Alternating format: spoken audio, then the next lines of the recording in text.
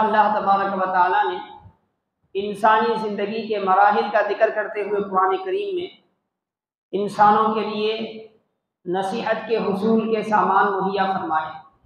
चुनांचे खुतबा मसनूना के बाद मैंने पारा नंबर 21 सूरतुल रूम की आयत नंबर 54 की तिलावत की। अल्लाह रब्बुल इज़्ज़त फरमाता है, अल्लाहुल्लज़ी खलक़कुम मिन ज़ुअफ़िन, अल्लाह ही है जिसने तुमको कमज़ोरी के साथ पैदा किया, कमज़ोरी के साथ, नातवानी के साथ पैदा किया। अल्लाहुल्लज़ी खलक़कुम मिन ज़ुअफ़िन सुम्मा जअल मिन बादि ज़ुअफ़िन क़ुव्वा, फिर कमज़ोरी के बाद अल्लाह ने तुम्हें क़ुव्वत अता फरमाई, ताकत वाला बनाया, क़ुव्वत वाला बनाया। सुम्मा जअल मिन बादि ज़ुअफ़िन क़ुव्वतन सुम्मा जअल मिन बादि क़ुव्वतिन ज़ुअफ़न व शैबा, फिर क़ुव्वत के ज़माने के बाद कमज़ोरी और बुढ़ापे को तुम्हारे लिए मुकर्रर किया। यख़्लुक़ु मा यशा, वो जैसे चाहता है पैदा करता है। वह हुवल अलीमुल क़दीर, और वो खूब जानने वाला और बड़ी कुदरत वाला है। सूरतुल रूम की ये आयत शरीफा इंसानी ज़िंदगी के मरहले हयात को, इंसानी ज़िंदगी के मराहिल को बयान करती हुई साफ तौर पर क्या है हमें सबक देती हुई नजर आती है। क्योंकि इंसान की ज़िंदगी के तीन अय्याम हैं।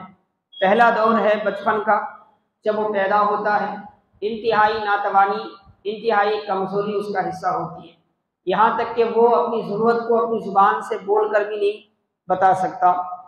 ऐसी हालत, ऐसी कैफियत के साथ वो पैदा होता है। फिर अल्लाह पाक उसकी रहबरी फरमाता है, उसकी रहनुमाई फरमाता है, उसके लिए असबाब मुहैया फरमाता है, उसके लिए नियामतों का सामान करता है। माँ बाप के दिल में उसके लिए शफ़क़तें पैदा करता है। माँ बाप बेइंतहा अपने से ज़्यादा उसकी एक एक हरकत पर क्या है मुतवज्जे होते हुए नजर आते हैं। तो हाज़रीन मोहतरम अज़ानीन गिरामी, उसके बाद एक दौर आता है जवानी का दौर, जब इंसान की हर चीज़ पर क्या है शबाब आता है, इंसान की कुव्वत बढ़ती है, इंसान के जिस्म बढ़ता है, इंसान की सोच बढ़ती है, उसकी फिक्र बढ़ती है।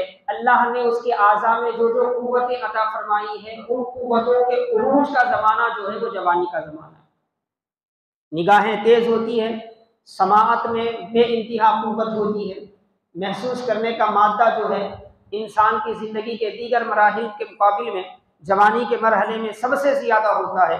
और हाज़िरीन मोहतरम अज़ानी गिरामी, ये दिन भी कायम नहीं रहते।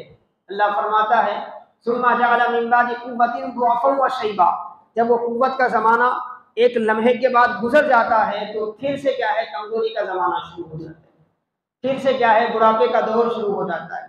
उसके बाल सफ़ेद होना शुरू हो जाते हैं, उसके आज़ा में कमज़ोरी आना शुरू हो जाती है, उसकी बीनाई में कमज़ोरी आना शुरू हो जाती है, उसकी समाअतों में कमज़ोरी आना शुरू हो जाती है। उसके चलने की ताकत जो है पैरों में वैसी नहीं रहती जैसे जवानी में होती है।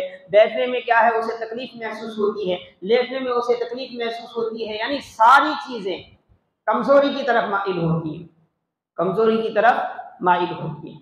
तो कुरान करीम ने इन तीन चीज़ों को जिक्र करके इंसानी ज़िंदगी के अल्लाह की कुदरत को बयान फरमाया, अल्लाह की माबूदियत को बयान फरमाया, अल्लाह की खालिकियत को बयान फरमाया।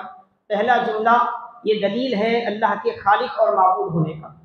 अल्लाहुल्लज़ी खलक़कुम मिन ज़ुअफ़िन, अल्लाह ही है जिसने तुम्हें कमज़ोरी के साथ पैदा किया, जिसने तुम्हें कमज़ोरी के साथ पैदा किया, लेकिन कमज़ोरी के साथ पैदा करके तुम्हें बेसहारा नहीं छोड़ा। कमज़ोरी के साथ पैदा करके तुम्हें अल्लाह तबारक व तआला ने तुम्हें परेशान नहीं छोड़ा, बल्कि उन कमज़ोरी के आलम में तुम्हारी निगहबानी करने के लिए अल्लाह ने कुदरती ऐसे इंतज़ामात फरमाए। फिर माँ बाप जैसी अदीम नेमत अल्लाह तबारक व तआला ने अता फरमाई, जिनकी निगहबानी, जिनकी निगरानी, जिनकी अपने से ज़्यादा अपनी औलाद के लिए जो चाहत है, उस चाहत के साए में क्या है वो कमज़ोरी के अय्याम गुजरते चले जाते हैं। फिर वो रब जो तुम्हें इस हालत में भी बेसहारा नहीं छोड़ता, क्या वो तुम्हारा रब नहीं है? क्या वो तुम्हारी इबादत के लायक नहीं है? तो ये पहला मरहले हयात जो है अल्लाह की खालिकियत को पहचानने का है। ये पहला मरहले हयात जो है ये अल्लाह तबारक व तआला की माबूदियत को पहचानने का और उसी के लिए क्या है इबादत को खास करने का है।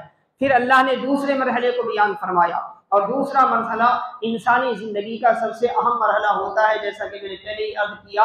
और इस मरहले में अल्लाह उस कमज़ोरी के बाद एक कुव्वत वाली ज़िंदगी अता फरमाता है, एक ताकत वाली ज़िंदगी अता फरमाता है।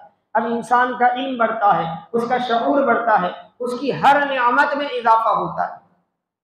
जो रब इतनी करम फरमाई करने वाला है, क्या वो हमारे इबादत का मुस्तहक नहीं है? क्या हम उसको छोड़कर किसी और की इबादत करें? तो इंसानी ज़िंदगी का ये दूसरा मरहला भी हमें अल्लाह की इबादत का पाबंद बनाता है, हमें दावत देता है कि हम उस रब्बे कायनात के शुक्रगुजार बन कर रहें, जिसने कमज़ोरी के बाद हमें जो है एक नई हयात अता फरमाई, एक नई कुव्वत अता फरमाई, एक नई ज़िंदगी अता फरमाई। और इंसान की ज़िंदगी का आखिरी मरहला वो तो हर पल इंसान को इस बात का एहसास दिलाता है कि जिस दुनिया को वो आलम जवानी में अपने लिए सब कुछ समझ बैठा था, और इस दुनिया के हुसूल में, यहाँ की नियामतों के हुसूल में, यहाँ की आसाइशों के हुसूल में उसने अपनी सारी तमन्नाइयाँ लगाकर क्या है अब बुढ़ापे के दौर को पहुँचा है, उसे उसका बुढ़ापा जो है ये एहसास दिलाता है कि देख, इस दुनिया को छोड़ने का वक्त आ चुका है, कभी करीब ही क्या है तू इस दुनिया को छोड़कर क्या है रुखसत होने वाला है। तेरे आज़ा में कमजोरी इस बात का एहसास है कि अब तू कुछ दिनों का मेहमान है इस दुनिया में, अब भी तेरे लिए मौका है, अब भी तेरे लिए वक्त है। अपनी माजी की ज़िंदगी में जो गलतियां हुई हैं उसके इजाले के लिए अल्लाह की बारगाह में रुजू होकर तौबा कर, अपने गुनाहों की माफ़ी मांग, और बचे कुचे जो अय्याम हैं उसको अपने रब की याद में लगा दे, अपने रब की जिक्र में लगा दे, अपने रब को राज़ी करने में लगा दे, क्योंकि वो परवरदिगार तो इतना मेहरबान है, इतना करम वाला है कि अगर इंसान अपने दामन में समंदर के झाग के बराबर भी गुनाह लेकर पहुंचता है और बड़ी नदामत के साथ, बड़ी शर्मिंदगी के साथ, बड़े एहसास के साथ उस रब की बारगाह में झुकता है, तो पल भर में उसके सारे गुनाहों को माफ कर देता है।